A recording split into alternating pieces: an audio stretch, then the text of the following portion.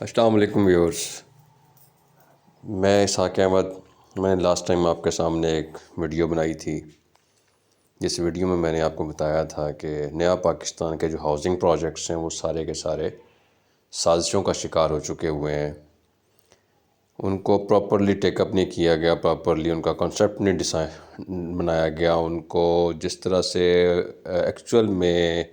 Execute ہونا تھا اس کے پیچھے جو ماڈل بنایا تھا وہ ماڈل ہی ٹھیک نہیں تھا اس کا۔ اب آپ لوگ سوال کریں گے جی ماڈل ٹھیک کیوں نہیں تھا، یا کچھ لوگ جیسے کہہ رہے ہیں کہ جی فلاں فلاں پروجیکٹ جو وہ ریفنڈیبل ہے۔ اب آپ لوگوں کو ان پروجیکٹس میں سے کسی کی بھی حقیقت کا نہیں پتہ۔ اس میں اگر آپ لوگ دیکھیں، جو میں بات اس میں کرنے جا رہا ہوں آپ لوگوں کو،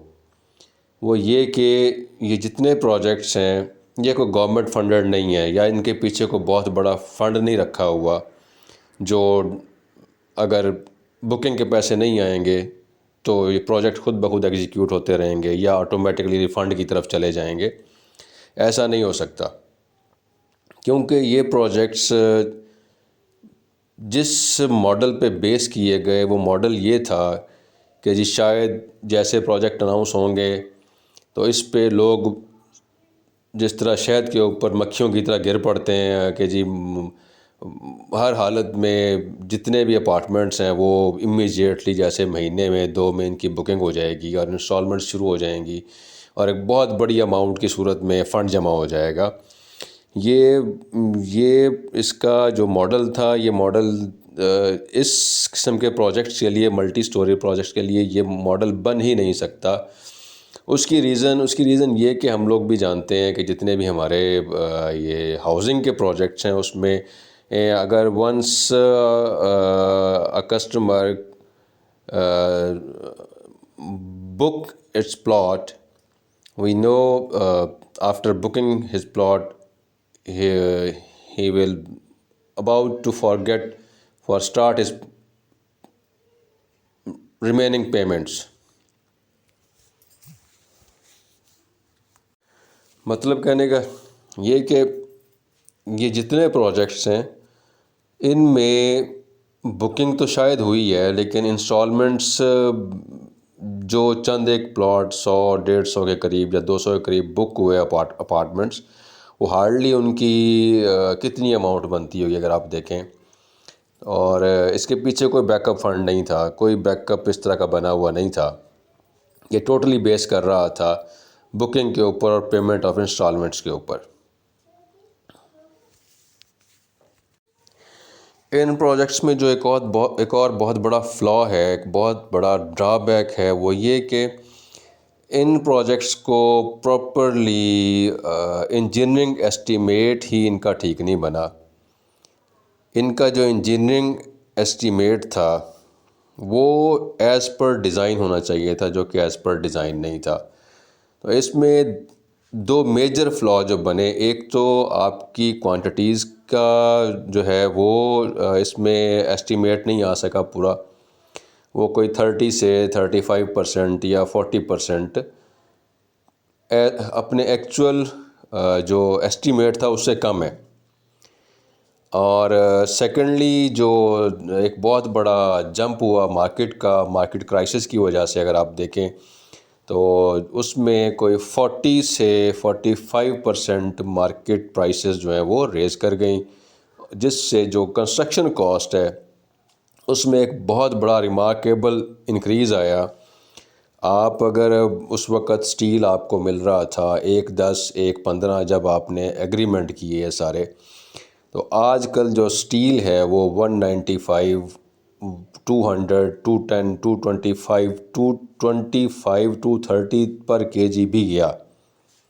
ٹھیک ہے۔ اور اس طرح کی پرائس ویریشن جو اب نارمل پرائس ویریشنز تھیں اس کے بارے میں کوئی کلاس نہیں رکھی گئی۔ موسٹلی کانٹریکٹ آپ دیکھیں ان پروجیکٹس کے تو وہ ایک طرح کے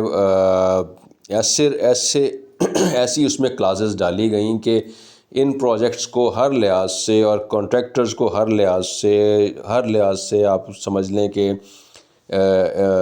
ان کا کلا کما کرنے کے لیے یہ کلازز بنائی گئیں اور جو کانٹریکٹرز تھے ان کو ہمیشہ کے لیے بلیک لسٹنگ میں ڈالنے کے لیے کہ جیسے انہوں نے یہ پروجیکٹ سٹارٹ کرے کوئی گناہ کر دیا ہوا ہے. حالانکہ ہم اگر اپنا ایکسپیرینس دیکھیں، جتنے بھی ہم کنسٹرکشن کے لوگ ہیں، ہم نے جب بھی کنسٹرکشن کی ہے تو ہر ایگریمنٹ میں، اگر فیڈک دیکھیں آپ، انٹرنیشنل ایک جو کانٹریکٹ ہے اس میں آپ فیڈک کے یلو ریڈ دونوں بکس کی اسٹڈی کریں تو ہر بک میں پروویژن ہے فورس میجور کی یا ایسے سڈن گورنمنٹ ایشوز کی کہ جس میں آپ کی مارکیٹ جو ہے وہ کولیپس کر جاتی ہے یا کسی وجہ سے آپ کی ایگزیکیوشن نہیں ہو پاتی یا مارکیٹ اب نارملی انکریز کر جاتی ہے، تو اس میں ہر طرح کے وے آؤٹ اویلیبل ہوتے ہیں چلانے کے لیے پروجیکٹس کو سکسیزفلی کمپلیٹ کرنے کے لیے. یہ جتنے پروجیکٹس ہیں ان کے لیے ایسا کچھ ارینجمنٹ نہیں کیا گیا.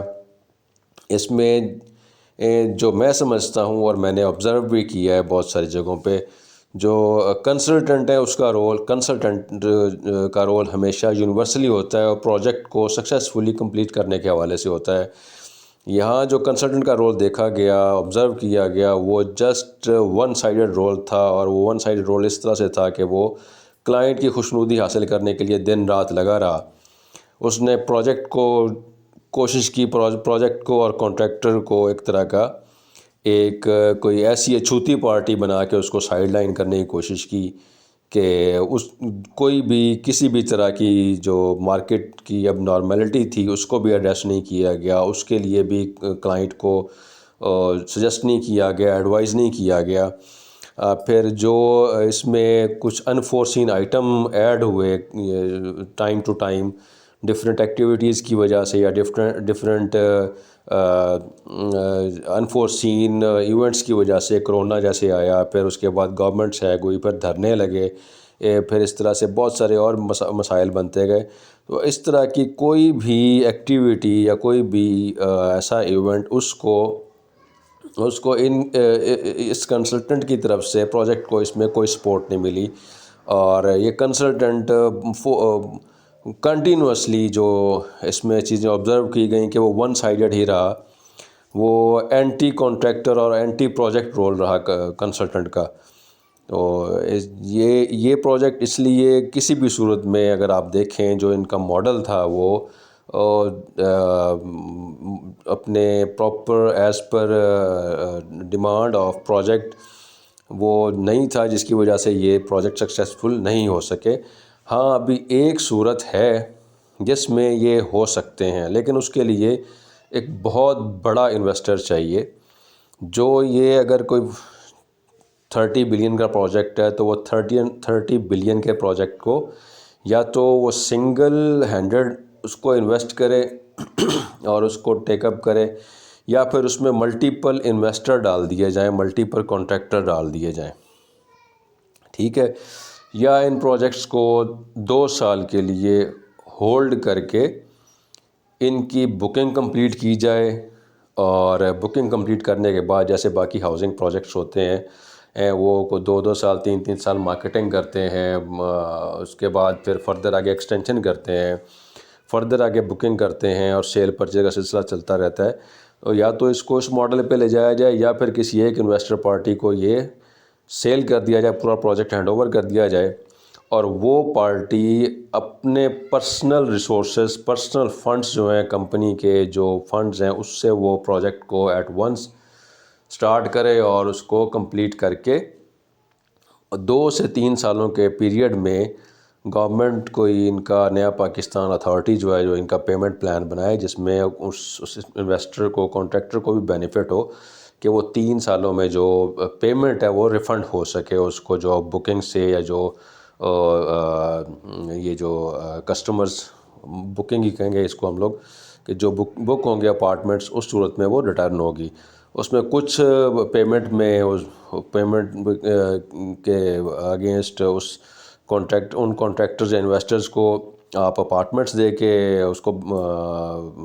بیلنس آؤٹ کرے، بعد میں وہ سیل کرتا رہے، مہنگی پہ سیل کرے، کم پہ سیل کرے، وہ اس کی اپنی ہیڈیک ہے. تو یہ اس صورت میں وہ جو پیسے ہیں وہ ریفنڈ ہوں گے. ادروائز جو کرنٹ سچویشن چل رہی ہے پریویس ریٹس کی بیس پہ، اس پہ نہ تو یہ پروجیکٹس بن سکتے ہیں، نہ یہ ان پروجیکٹس کا کچھ ہو سکتا ہے، کیونکہ 40% جو مائنس کوانٹٹیز ہیں، 30% مائنس کوانٹٹیز ہیں، کم کوانٹٹی ہیں ایکچوئل سے، جب اس کی پرائس اس میں ایڈ کریں گے، اور پھر جو اب نارمل مارکیٹ پرائس اوپر گئی ہے،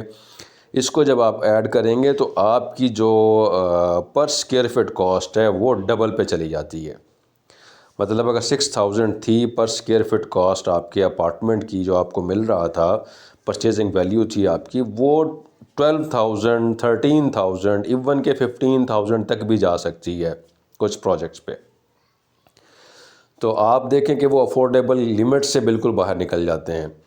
یہ پاسبل نہیں ہے۔ بہرحال اس کا واحد سولوشن یہی ہے کہ انویسٹر ڈال کے ان کو کہا جائے کہ جی آپ لوگ جو ہیں کمپلیٹ اس کو فنڈ کریں اپنے پرسنل ریسورسز سے، اور ہم آپ کو سیل کر کے بکنگ کے ذریعے 3 سے 4 سالوں میں پروفٹ کے ساتھ آپ کا جو آپ کی انویسٹمنٹ ہے اس کو ریٹرن کریں گے۔ یہ اس صورت میں پاسبل ہے، ادروائز اس میں لاس ہے، اور یہ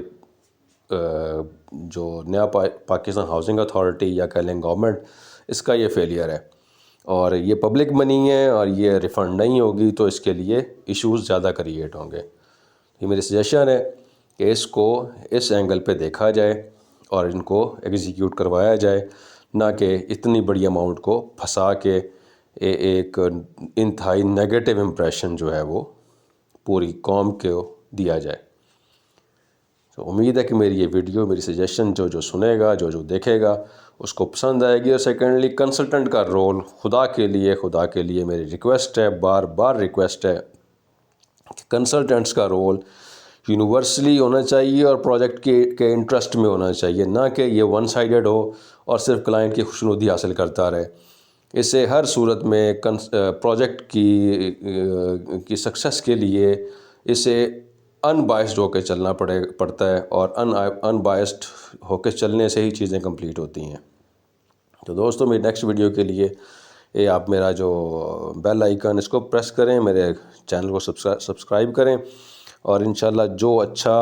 جو بھی بہتر سے بہتر چیزیں ہوں گی میں آپ سے شیئر کرتا رہوں گا۔ تو نیکسٹ ویڈیو کے لیے میری ٹیک کیئر، اللہ حافظ۔